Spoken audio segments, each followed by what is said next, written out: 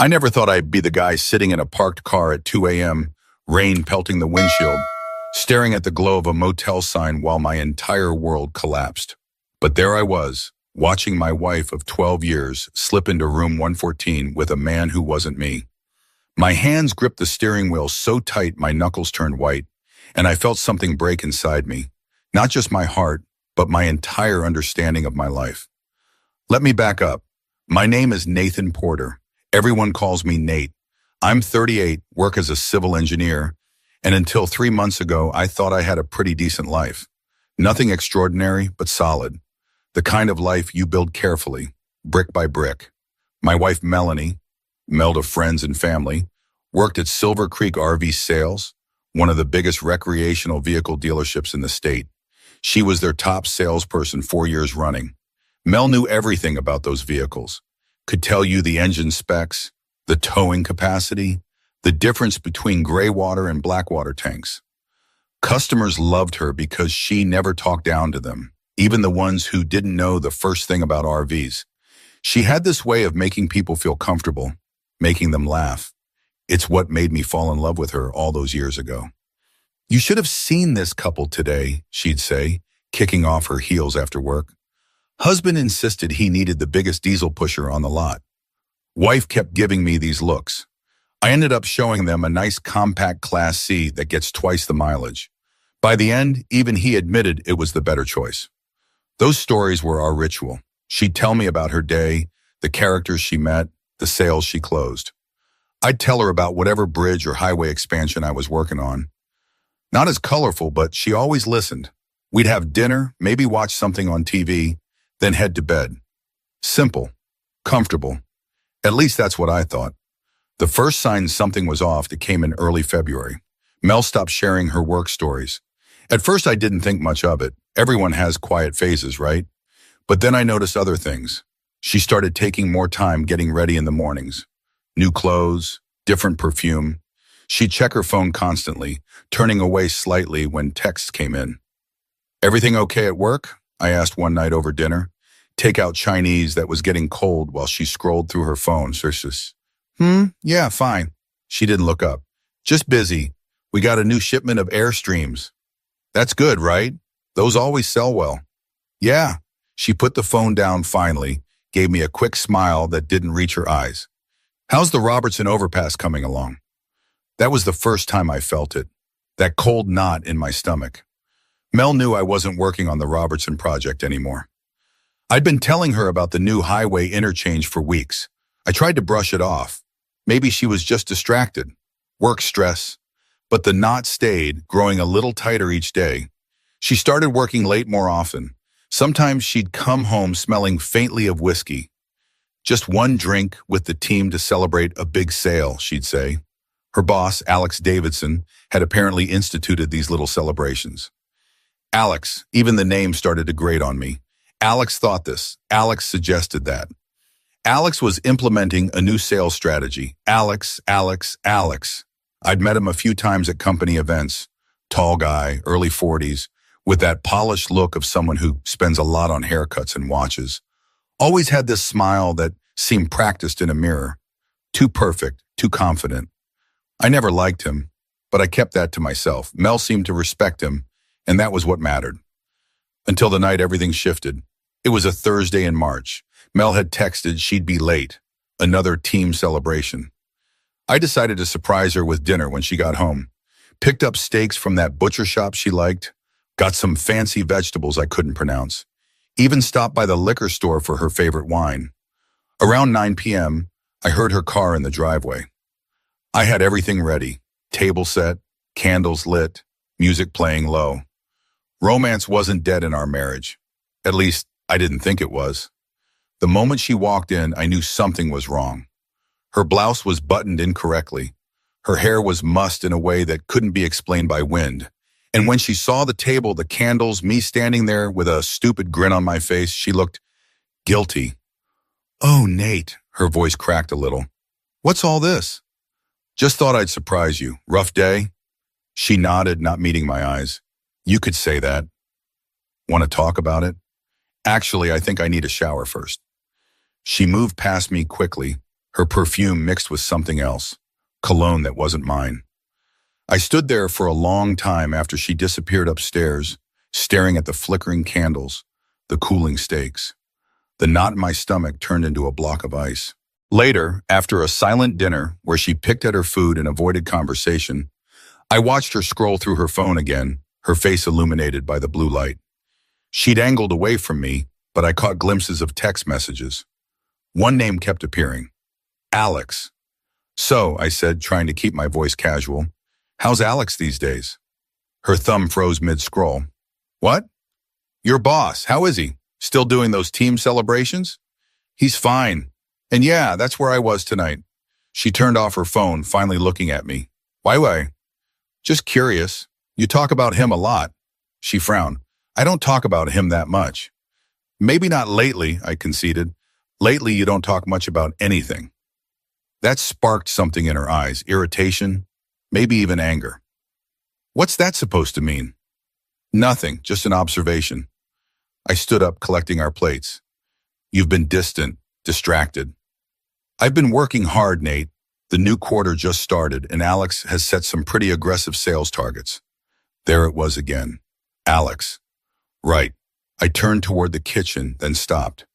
Your blouse was buttoned wrong when you came home. The silence behind me was deafening. When I turned back, her face had gone pale. What are you implying? Her voice was tight. I'm not implying anything. I'm just saying what I saw. She stood up abruptly. I'm going to bed. I'm too tired for this. That night, she slept on her side, her back to me, as far to the edge of the bed as possible without falling off. I lay awake for hours, staring at the ceiling, the ice in my stomach spreading through my veins. The next morning, she was gone before I woke up. A text message explained she had an early meeting. With Alex, I called in sick to work that day. Couldn't focus anyway. Instead, I did something I never thought I'd do. I went through her things, her drawers, her closet, her side of the bathroom. I wasn't even sure what I was looking for until I found it. A small black notebook tucked inside a shoebox at the back of her closet. Most of it was work stuff, customer names, preferences, follow-up notes.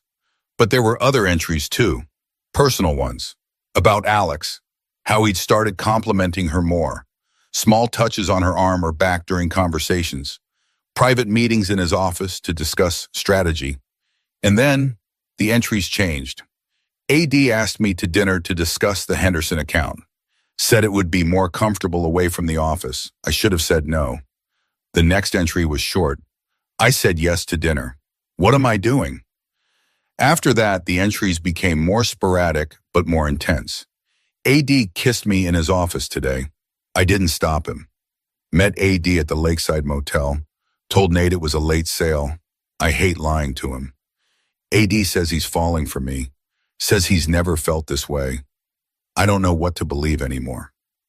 The last entry was from 2 days ago. AD wants me to leave Nate. Says we could start fresh somewhere else. Part of me wants to. What does that say about me? I sat on the floor of our bedroom for what felt like hours, the notebook open in my lap. 12 years. 12 years of what I thought was a good marriage, and she was considering leaving me for some smooth-talking sales manager with a nice watch and practiced smile. When I finally got up, I had a plan. Not a good one maybe, but a plan nonetheless. I wouldn't confront her yet. I'd watch, wait, gather my own evidence, and then, well, I wasn't sure what came next. That night when she came home, I pretended everything was normal, asked about her day, told her about a problem with one of my project designs. We ate dinner, watched TV, but everything felt hollow, like we were actors in a play, reciting lines without feeling. She got a text around 9 p.m. that made her stand up suddenly. I forgot some paperwork at the office. The Hendersons are coming in tomorrow morning, and I need to review their file. Want me to drive you? I offered.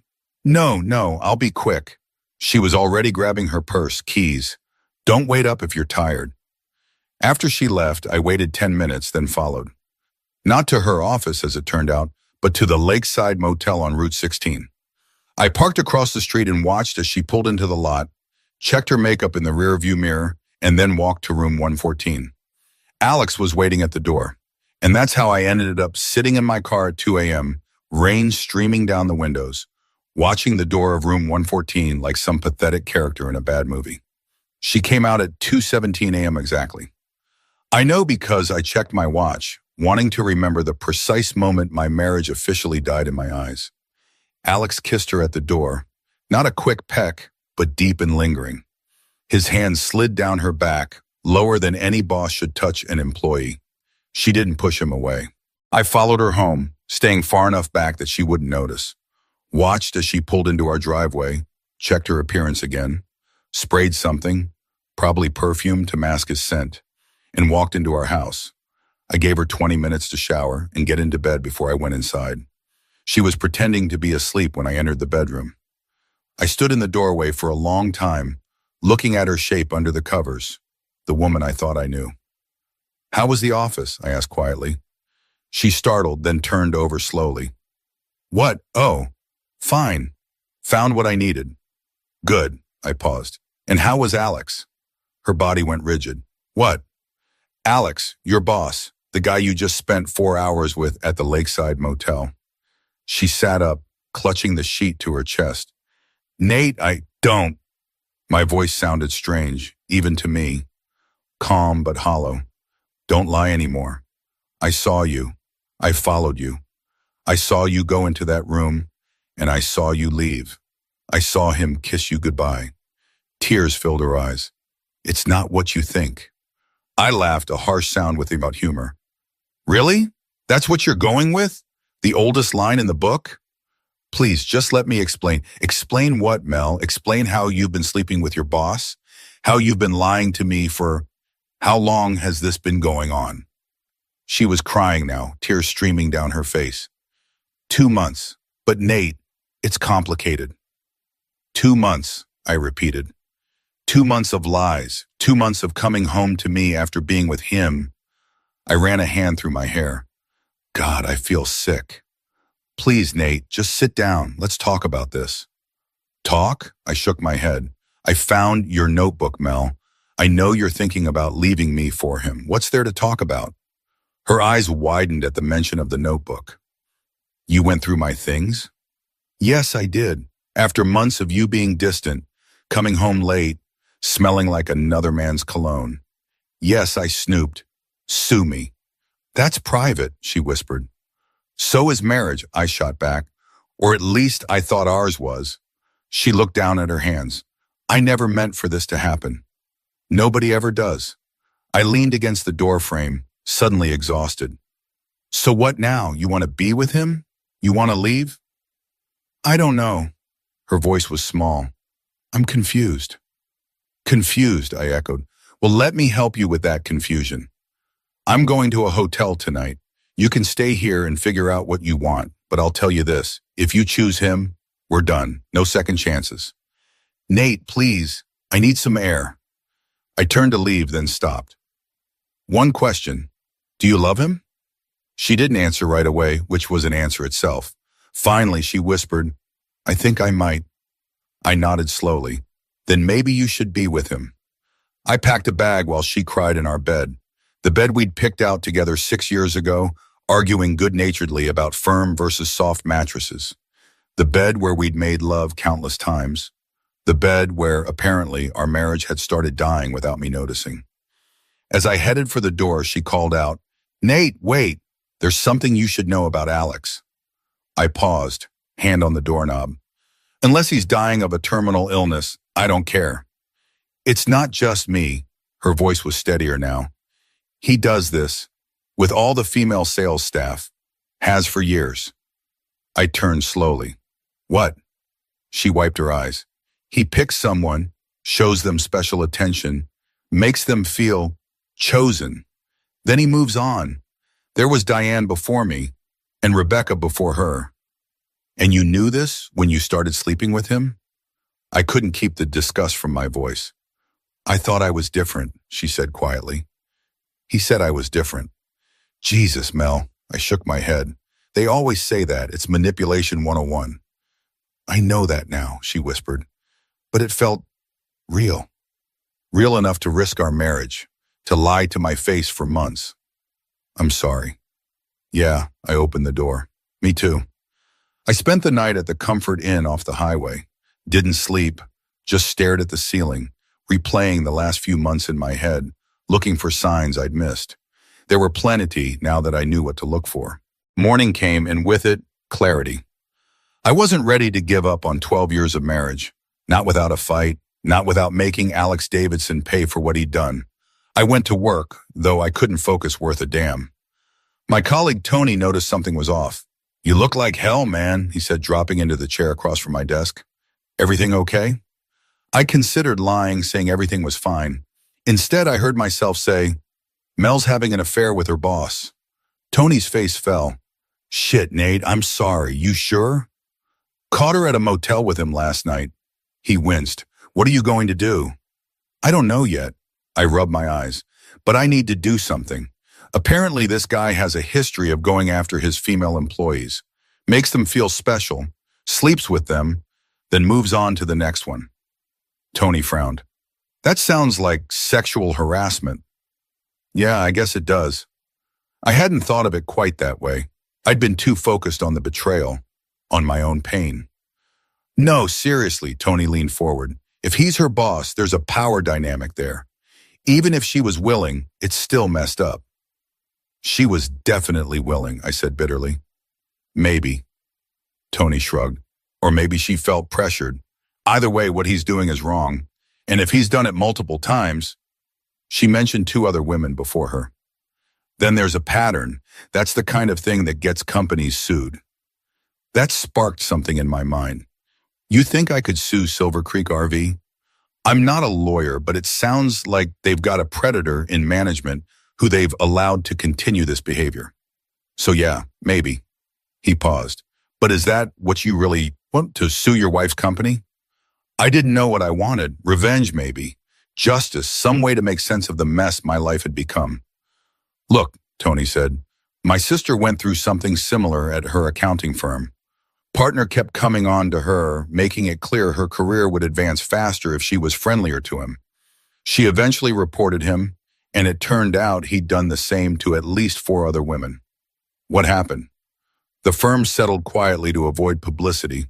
The partner was asked to leave. My sister got a decent payout and a good recommendation for her next job." I nodded slowly. "I need to talk to Mel again. Get the full story."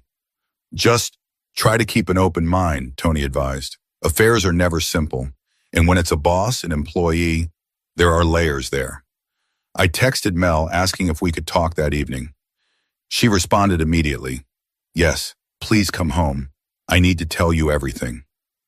The workday crawled by. When I finally pulled into our driveway that evening, my stomach was in knots. Part of me wanted to forgive her, to try to rebuild what we had. Another part wanted to walk away and never look back.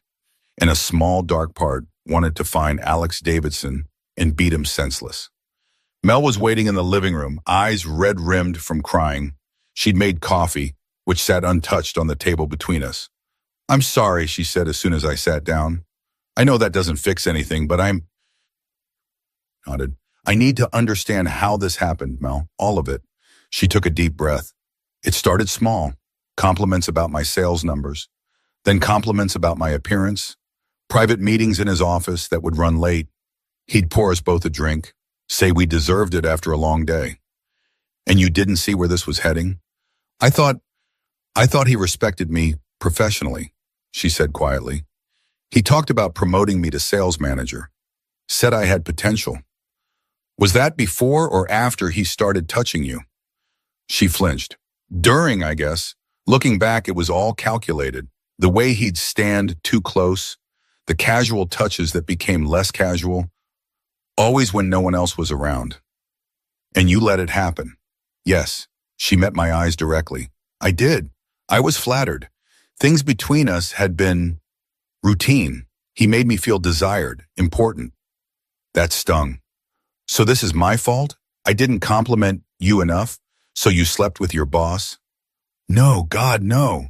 She shook her head vehemently. "This is my fault, my weakness, my terrible decision. I'm just trying to explain, not excuse." "Keep going," I said, my voice tight. "The first time he kissed me was after the year-end sales banquet. We'd all had too much to drink. He offered to drive me home, but we stopped at his office to review something important. There was no review, just him, kissing me, telling me how amazing I was. I closed my eyes, not wanting to picture it. I should have stopped it there, she continued. But I didn't. Things escalated. We started meeting after work, at that motel. She swallowed hard. I told myself it was just physical, that it didn't mean anything, that what you and I had was different, deeper. But then you started having feelings for him. She nodded miserably. He said all the right things, that he'd never felt this connection before, that we could have a future together. She laughed bitterly. I was such a fool. What changed? Yesterday, after you confronted me, I called him, told him you knew everything. Want to know what he said? Her voice hardened. He said it was probably for the best, that it was getting complicated anyway, that I should take some time to sort things out with my husband while he focused on some pressing business matters. Pressing business matters, I repeated. Like who his next target will be. Probably. She wiped away a tear. There's a new girl in finance, Jessica. She's 24, just out of college. I've seen the way he looks at her in meetings. So he was already moving on. I think so. She looked down at her hands. That's when it all became clear. What I'd risked. What I'd thrown away. For what? A man who saw me as temporary, disposable. We sat in silence for a long moment. Outside, a neighbor's dog barked. Inside, the clock on the mantel ticked loudly. I want to fix this, Nate, she finally said. I know I might not deserve another chance, but I'm asking for one. I'll do whatever it takes. Therapy, a different job, anything. I studied her face, the face I'd woken up to for 12 years, the face I still loved, despite everything. I don't know if I can trust you again, I said honestly. I understand that. She nodded. Trust has to be earned. I'm willing to try if you are. And what about Alex? He just gets to move on to Jessica like nothing happened? Her expression changed, hardened. No, he doesn't. What are you thinking? I've been thinking about this all day, about what he's done, not just to me, but to Diane and Rebecca before me. And now he's setting his sights on Jessica. She leaned forward. I want to stop him, Nate. I want to make sure he can't do this to anyone else. For the first time since this nightmare began, I felt something other than pain and betrayal. A sense of purpose, maybe. How? I've been keeping records, she said. Texts, emails. I recorded some of our conversations. Not the intimate stuff, but the things he said about my career, about promotions being tied to our special relationship. She looked at me steadily. I think it's enough to build a case. A harassment case? Yes, but I can't do it alone. She hesitated. The other women, they're afraid. Diane still works there. Rebecca left but signed an NDA as part of her severance. They have more to lose than I do. And you? I have everything to lose, she said quietly. My job, my reputation, you. Her voice broke on the last word.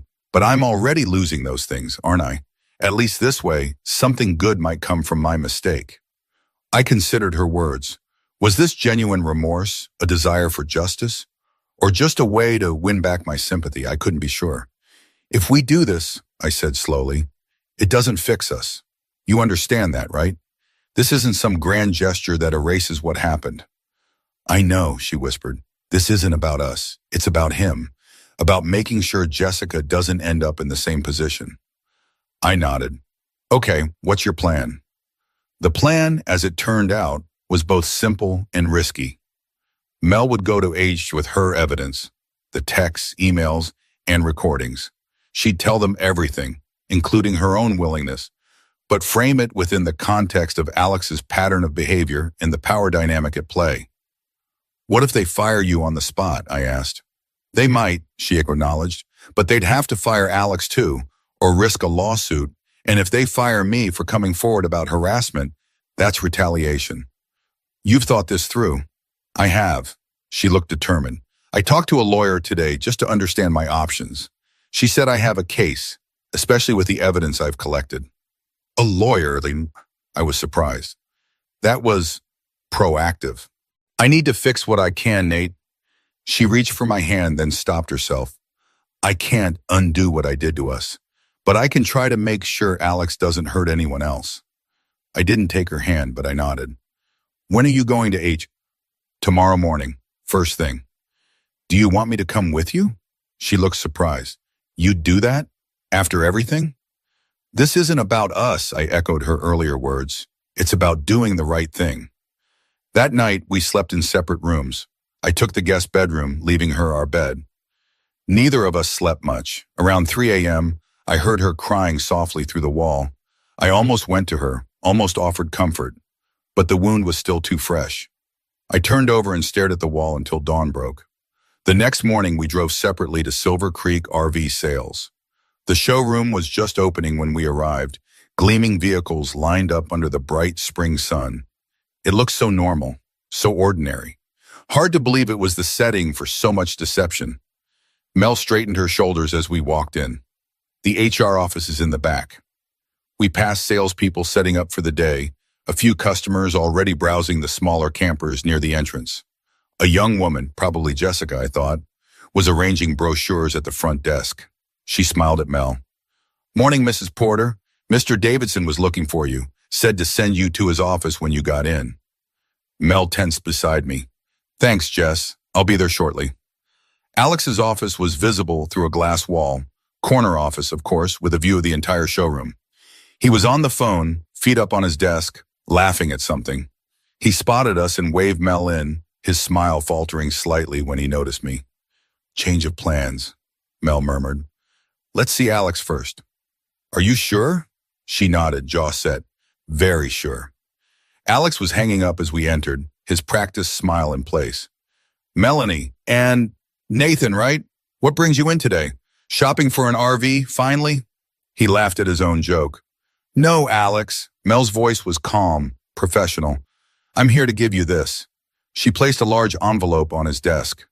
What's this? He made no move to touch it.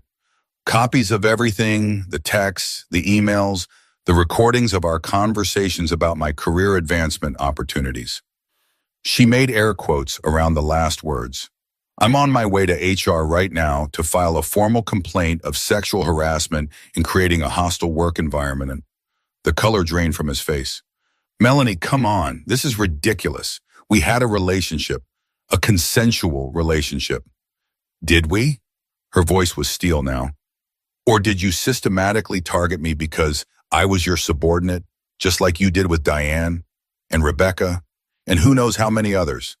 He glanced at me, then back to her. I see. Husband found out, so now you're crying harassment to save your marriage. Classy, Mel. Really classy. I stepped forward. Actually, this was her idea. And for the record, our marriage isn't saved. Far from it. But that doesn't change the fact that you're a predator who uses his position to manipulate women. Alex stood, anger replacing shock. You have no idea what you were talking about. Melanie came on to me. Ask anyone in the office. She's been after me for months. Really? Mel raised an eyebrow. Should we ask Jessica? I saw you moving in on her yesterday. Same playbook, right? Compliments. Private meetings. Promises of advancement. Get out of my office, we snarled. Both of you. Melanie, you're fired. Clear out your desk. She smiled coldly. You don't have the authority to fire me for reporting harassment. That's retaliation, and it's illegal. But by all means, put it in writing. My lawyer will appreciate the evidence. The door opened behind us. A woman in a sharp suit stood there, frowning. What's going on here? I could hear you from my office, Alex. Mel turned. Ms. Reeves, I was just on my way to see you, actually. I need to file a formal complaint. Patricia Reeves, the HR director, looked from Mel to Alex to me, then back to Mel. Why don't we continue this conversation in my office? All of you. The next few hours were brutal. Mel laid out everything. The initial flirtation, the escalation, the affair, the pattern of behavior with other employees. She admitted her own culpability while highlighting the power dynamic at play. She presented her evidence methodically, professionally. Alex denied everything at first, then tried to paint Mel as a scorned lover when the evidence became too overwhelming to deny. She's just angry because I ended things, he insisted. This is revenge, plain and simple. Is that why you told me it was for the best when my husband found out? Mel countered. Because you were moving on to Jessica anyway? Ms. Reeves frowned. Jessica Miller, our new financial assistant? Ask her if Alex has been giving her special attention, Mel suggested. Private meetings, compliments, mentoring offers. Ms. Reeves made a note. I will, but for now I need to take this up with senior management. Both of you should go home for the day, with pay. We'll continue this investigation and be in touch. You can't be serious, Alex protested. She admits she had an affair with me. How is that harassment? Mr. Davidson, Ms. Reeves said coolly, the fact that you don't understand the problem here is precisely the problem. Please collect your things and leave the premises. As we walked out, Alex grabbed Mel's arm. You'll regret this, he hissed. No one will hire you after I'm done talking. I stepped between them. Take your hand off my wife. Your wife? He laughed bitterly. The woman who's been in my bed for months? That wife? I wanted to hit him. God, how I wanted to. But instead, I smiled. Yes, that wife, the one who's brave enough to stand up to you, the one who's protecting other women from you. That wife. He let go of her arm, glaring at both of us before storming off toward the parking lot. In the car, Mel finally broke down. I'm sorry, she sobbed. I'm so sorry for all of it. I didn't comfort her. Couldn't yet. But I said, what you did in there was brave, the right thing. It doesn't fix anything between us. No, I agreed, it doesn't. We drove home in silence after that. The next few days were a strange limbo. We moved around each other carefully, politely, like roommates rather than spouses. Mel slept in the guest room now. I had reclaimed our bed, though I still had trouble sleeping in it. 3 days after the confrontation, Miss Reeves called.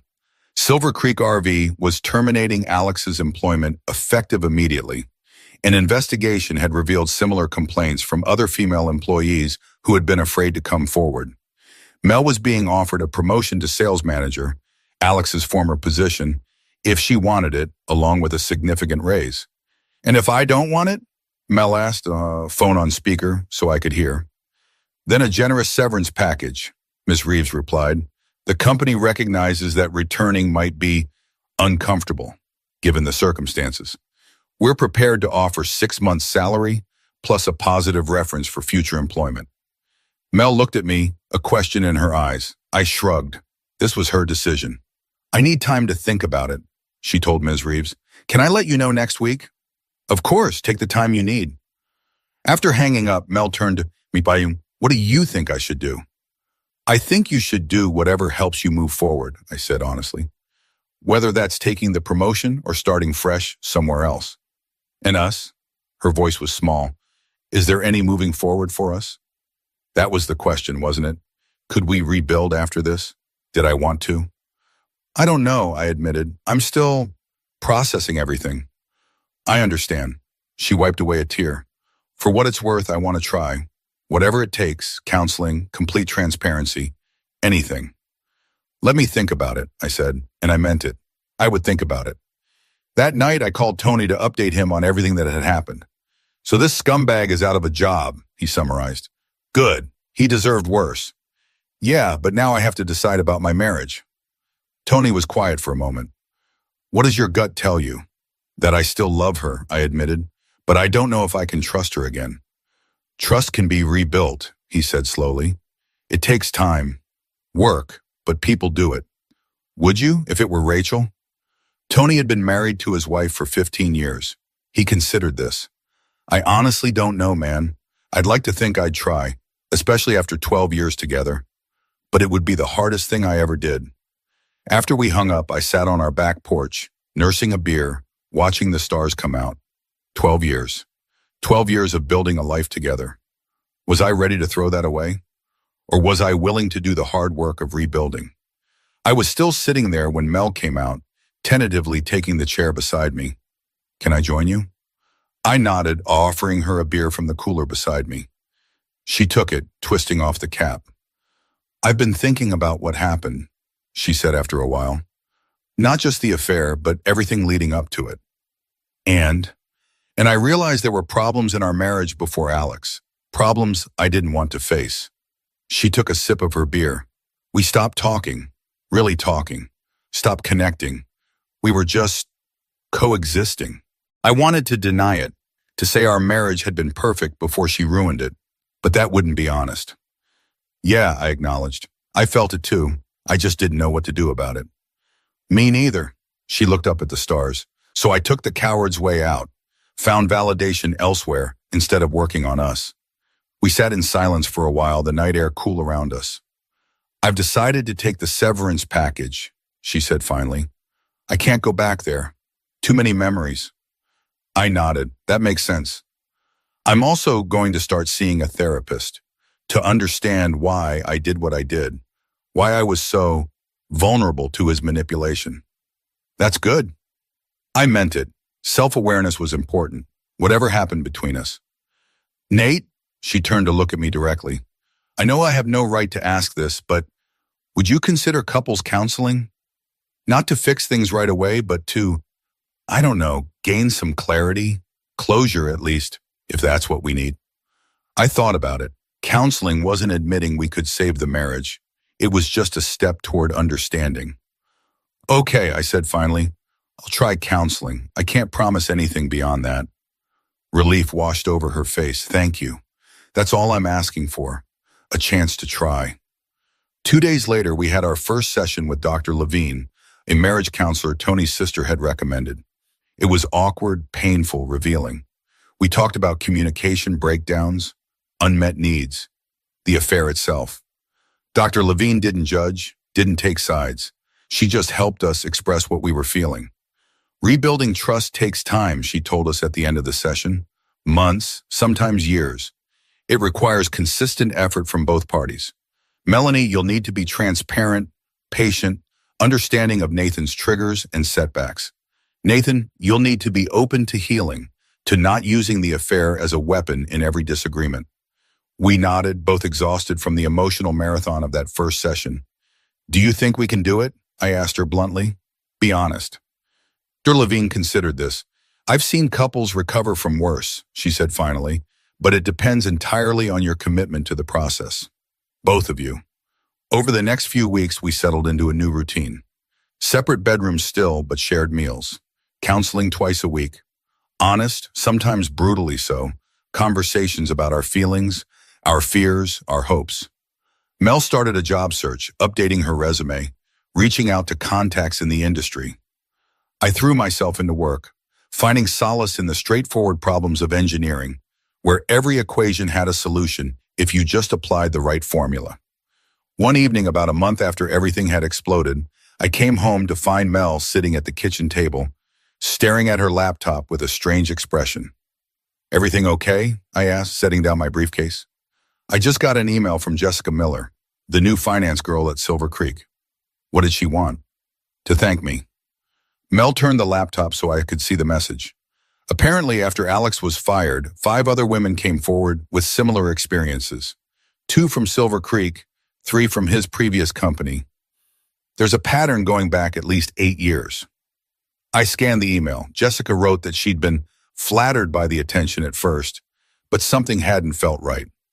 After hearing about Mel's complaint, she'd realized what was happening and felt saved from making a terrible mistake. You did a good thing, I said quietly, coming forward. Maybe, but I still did a bad thing first. She closed the laptop. I've been thinking a lot about why I let it happen, why I was susceptible to his, whatever it was.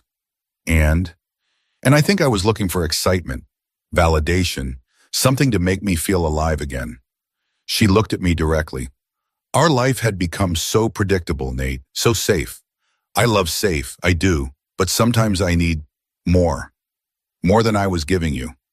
More than we were giving each other, she corrected. This isn't about blaming you. It's about understanding what was missing, so we can decide if we want to find it together or apart. That word, apart, hung in the air between us. It was the first time either of us had explicitly mentioned the possibility of ending our marriage. What do you want? I asked, surprising myself with the directness of the question. I want us, she said without hesitation. I want to rebuild, To be better, stronger, but only if you want that too. Did I? The betrayal still stung. The image of her going into that motel room still flashed in my mind at unexpected moments. But underneath the pain, there was still love, still history, still possibility. I'm not ready to decide yet, I said honestly, but I'm not ready to walk away either. She nodded, accepting this. Fair enough. 2 months after D-Day, as I'd come to think of it, Mel got a job offer from Mountain View Recreation Vehicles, Silver Creek's main competitor across town. Better salary, better benefits, no history of workplace harassment. I'm going to take it, she told me over dinner. It feels like a fresh start. I think that's smart, I agreed. When do you start? 2 weeks, she hesitated. There's something else I wanted to ask you. What's that? Would you consider a date with me? She looked nervous, almost shy. Not to pretend everything's fine, but to, I don't know, remember what we like about each other? What brought us together in the first place? A date.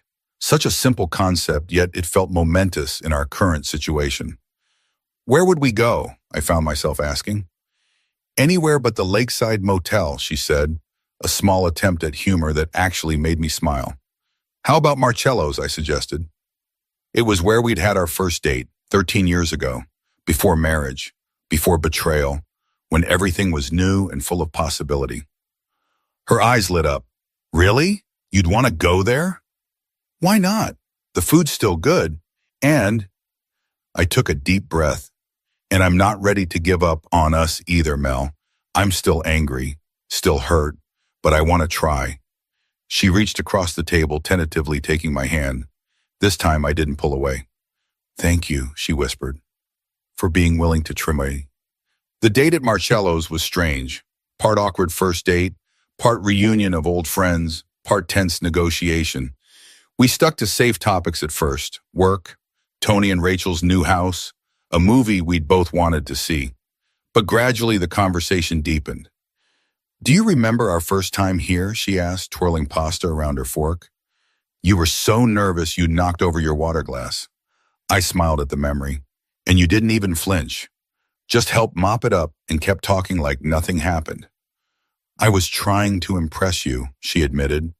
I really liked you. I really liked you too. I met her eyes. Still do when I'm not.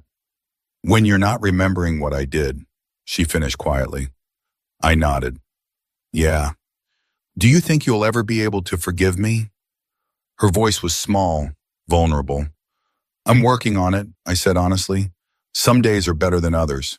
She nodded, accepting this. I can live with that, as long as you're working on it. After dinner, we walked around downtown, the summer evening warm around us.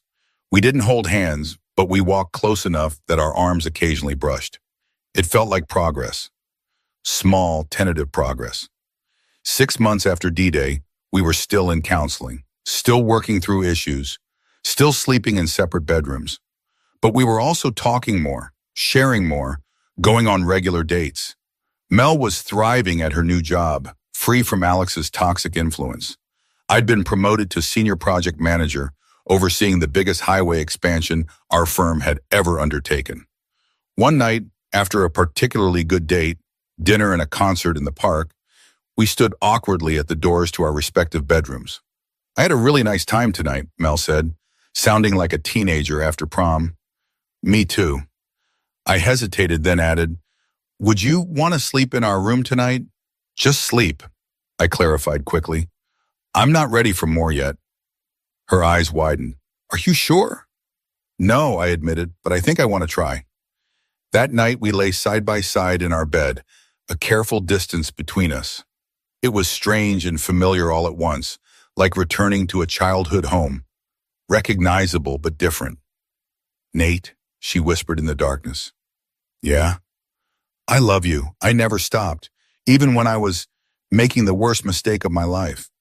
I was quiet for a long moment. I love you too, I finally said. That's what made it hurt so much. She didn't respond, but I felt her shift slightly closer. Not touching, but nearer. I didn't move away. 8 months after D-Day, Mel received a certified letter. It was from a law firm representing several women who were filing a class action lawsuit against Silver Creek RV and Alex Davidson personally for systematic sexual harassment and creating a hostile work environment. They wanted Mel to join the suit as a plaintiff. "What are you going to do?" I asked after she showed me the letter. She sat at the kitchen table, fingers drumming nervously. "Part of me wants to join to help these other women, but another part wants to move on," I finished. "Yes," she looked up at me. "What do you think I should do?" I considered this. "I think you should do whatever helps you heal. If joining the lawsuit brings closure, do it. If it reopens wounds, don't." She smiled slightly. "When did you get so wise?" "Therapy," I said dryly. "Lots and lots of therapy." In the end, she decided to provide a deposition and evidence, but not join as a named plaintiff. It was a compromise that let her help without reliving the trauma daily through legal proceedings. The lawsuit made local news. Alex's name and picture were published, along with details of his predatory behavior. His wife left him, taking their 2 children. His reputation was in tatters. Last we heard, he'd moved to another state, unable to find work in the industry. I couldn't bring myself to feel sorry for him. 1 year after D-Day, we took a weekend trip to the coast. It was a deliberate choice. Our anniversary fell exactly 1 year and 2 days after I discovered the affair. We needed to reclaim that time, create new memories to overlay the painful ones. We walked on the beach, had dinner at a nice restaurant, stayed in a boutique hotel with a view of the ocean. We'd been intimate again for a few months by then, carefully, tentatively at first, then with growing comfort and passion. Not the same as before, but perhaps deeper in some ways, more intentional. That night after making love, we lay tangled together, listening to the waves crash outside our window. "Are you happy?" Mel asked softly, her head on my chest. I thought about it. Was I happy? Not in the uncomplicated way I'd been before, but there was something else now, a hard-won peace, a deeper understanding of ourselves and each other. "I'm getting there," I said honestly, "with you." She lifted her head to look at me. "I still wonder sometimes why you stayed, why you were willing to try again." "Because 12 years matters," I said simply. "Because what we had was worth fighting for. Because people make mistakes, even terrible ones, and sometimes they deserve a second chance. Not everyone would see it that way." "I'm not everyone." I brushed her hair back from her face. "And neither are you." "No," she agreed. "I'm just a woman who nearly threw away the best thing in her life, then got lucky enough to get a second chance." "We both got a second chance," I corrected, "to build something better." And we were building something better, slowly, painfully at times, but with purpose and commitment. Our marriage wasn't perfect. No marriage is. But it was ours, scars and all. We'd looked into the abyss together and chosen each other anyway. There was strength in that choice, a strength I was only beginning to understand. As we drifted off to sleep, I realized something. The knot in my stomach, the ice in my veins that had been my constant companions for months after discovering the affair, they were gone. Not forgotten, but transformed into something else. Something like wisdom, maybe, or forgiveness, or simply the recognition that love is more complicated, more resilient, and more worthy of fighting for than I had ever understood before. 1 year ago, I had sat in my car in the rain, watching my marriage die. Tonight, I held my wife in my arms, feeling our marriage reborn, different, more complex, but alive and real and ours. It wasn't the ending I had expected. It wasn't an ending at all. It was, I realized, a new beginning.